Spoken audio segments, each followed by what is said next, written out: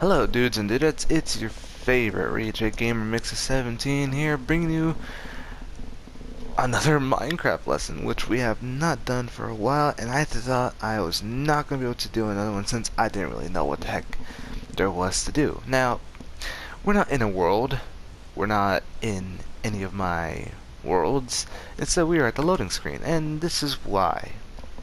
Now, ignore everything else, we're going to focus on this world here. Now, whoops, I wanted to show something very obvious, and that was this world size. This world size is on classic. I didn't really do anything with this thing. I didn't care whatsoever. I just had this the way it was. Now then, let's get into the actual world itself. And today I will be talking about maps. I know, quite boring thing that just about everyone knows, but not 100%. Then again, nothing's ever 100%. But on the matter of topic, oh dear God, I swear. So, this was the Village and Pillage update. Now, this world happened I created this world before the Village and Pillage update, but I only stayed within this general area right here, which was part of a previous video that I once did, which was about the conductor. Now, that doesn't matter, but what does matter is that this world was still affected by the Village and Pillage update as shown right here, including a little burnt down. Let's not ask questions about that. So, back to the thing about maps. Now, before the update, maps were very different. They acted very different and they behaved very different. And they would cover a large area. Typically, this used to be a different amount. Now, ever since the Village and Pillage update happened, maps changed. And for the classic version, it requires a 7x7 platform in order for you to fill up the entirety to show an entire map, as shown here. This is the entirety of the map, and this took me forever, but we're not going to get to that nonsense. But for one thing that is important is that this map has all 49 pieces of this entire world. As the other worlds, they require a specific amount as well. For instance, the small world, I believe, only requires one map. The medium world requires 9 maps. And the large world requires 25. And what I mean by that is one map would fit here. At least I believe so. I should double check on that. Medium world should fit in a 3x3. And the large one should fit in a 5x5. Making a grand total of 25. Now then, the classic world is just basically the largest one there is, so far that I know of, and that is the 7x7. Now then,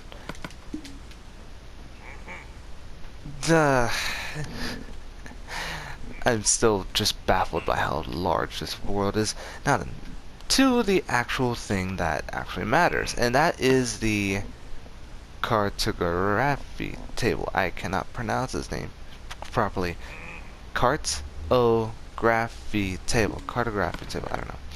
Anywho, back to the matter at hand.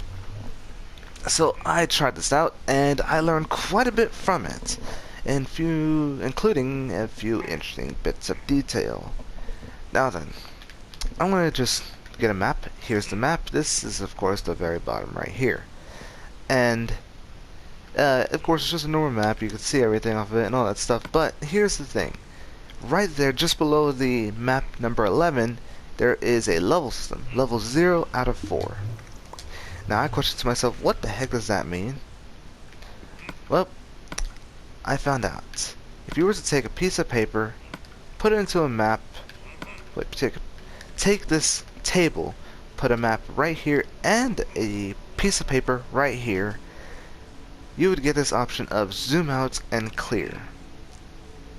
You do that, and you get level 1 out of 40. And basically, it just does exactly what it said. It zooms out by making it zoom into the area of which it is placed.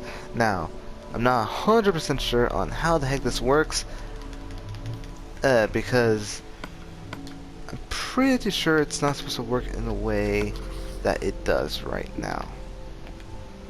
As you can clearly see, it zooms in a very odd particular way, one that I can't really explain all too well. But here is another bit of detail that I did notice. You could keep doing this, and keep doing this,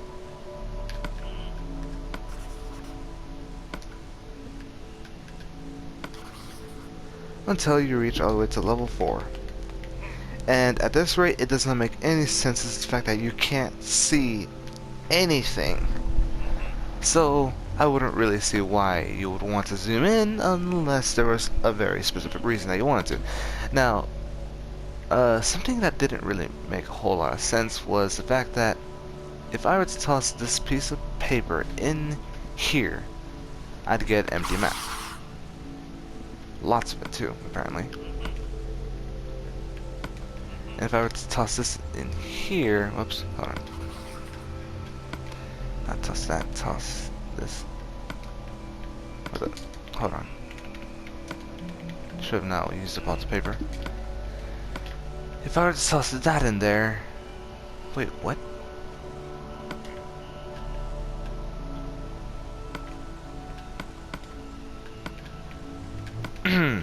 Okay, well, technical difficulties, but I came across this little weird thing that appeared that when I did it with a piece of paper, just a normal piece of paper, it gave me a completely new item, one that didn't make any sense whatsoever, called map. And I thought to myself, oh wait, it's a new map, like a new looking map. No, there was nothing on it, and I even tried to stack it with the empty maps, but it wouldn't work due to the fact that its name was literally just map with an orange font to it. So yeah, for some reason I can't get a hold of it right now. Yeah, it doesn't seem like it. Alright, well, I tried. But yeah, long story short, this is how the whole thing is now. This is the whole shebang, and this is how this map works, including the different sizes. Now moving on, we're going into the Nether. Now then, the Nether is of course small, but it's not small. It's quite a lengthy place still, especially if you're in survival, that goes with a 3x3 or a complete total of 9 maps in total. Now of course it's completely useless because you can't see anything whatsoever. It's just the same detail, and everyone knows that. Everyone knows that you can't even read where the heck you're going, see wherever you're going, because this thing turns by itself. If I were to turn anywhere, it wouldn't do a single thing. It wouldn't match up. And the compass, quite useless.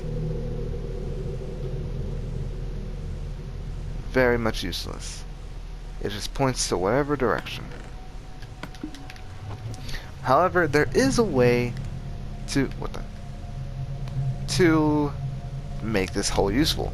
Now, as you can clearly tell, I'm completely off the map. But there is a way to tell if you're going forward, backwards, up, and down.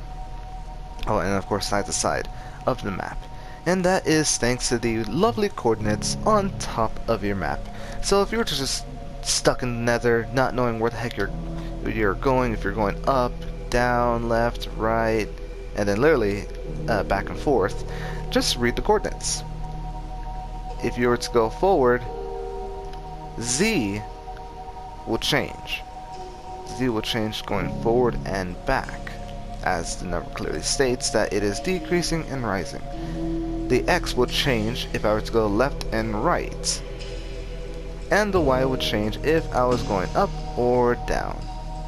So that's basically the best way that you're going to get any way of coordination, and that's only if you can actually read it, which I'm hoping people actually do know how to do so, because if not, well, then you're going to be trapped down here forever.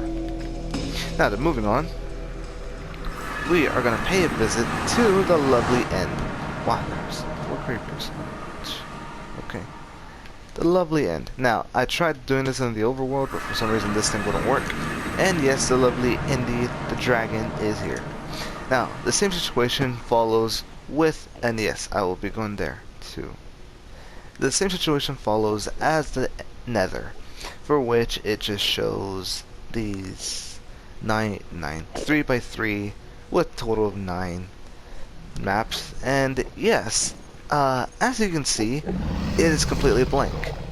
But it's not a normal item frame. This here is a normal placement of an item frame.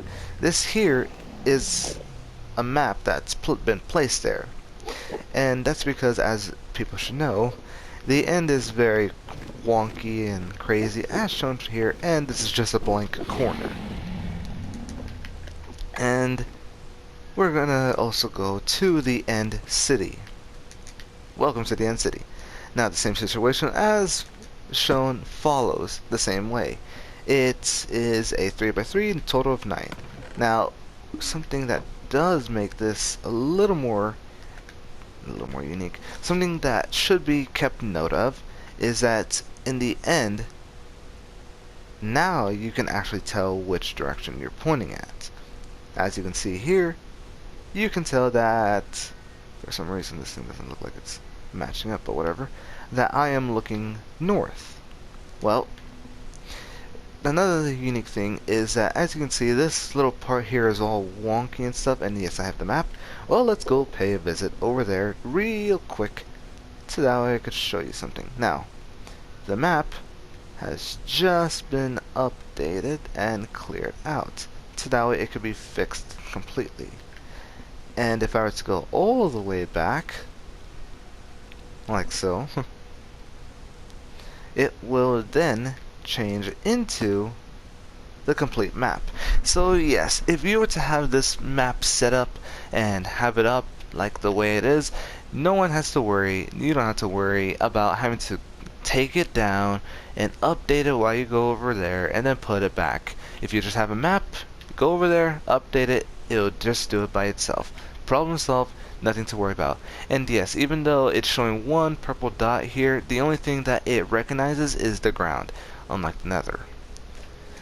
Okay, well, do I have anything important? No, I don't. Now then, we're gonna pay a little bit more of a visit back to the overworld. And yeah, once again, I'm stuck in this situation. Alright, well, this doesn't matter. What does matter is that we could try out a few other worlds. Now, that was classic version size, as I ended up showing you earlier. So, let's go into another world. Let's create a new world. This world can be called, I don't know, but, done. Survival, nope, creative, hard, and world size, nope. We'll go with small first. I don't know, that doesn't really matter. Create new world, yeah. Don't worry, it's just a test run. And now I will show you how this world works.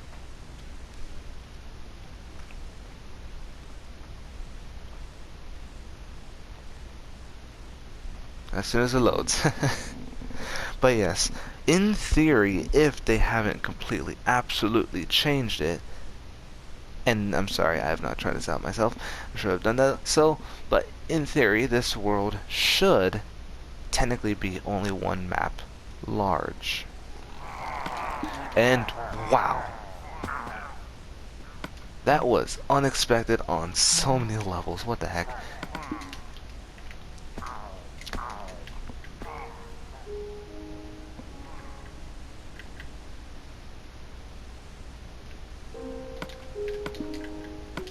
Dang it, hold on. Sorry, my apologies. Yep.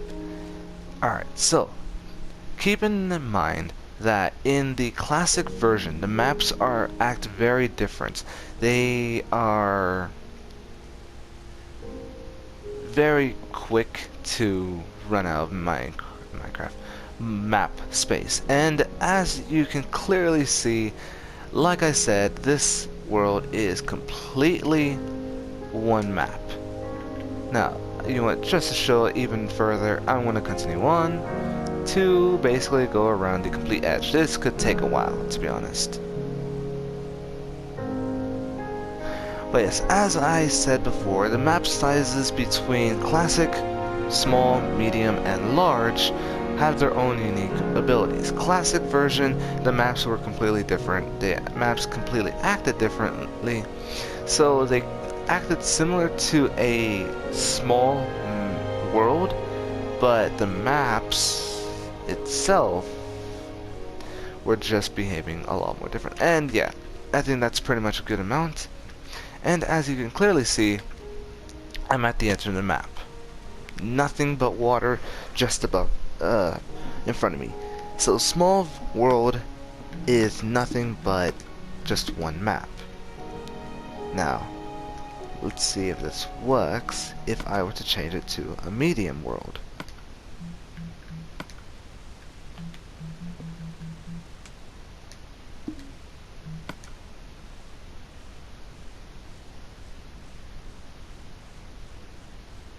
And once again, more waiting.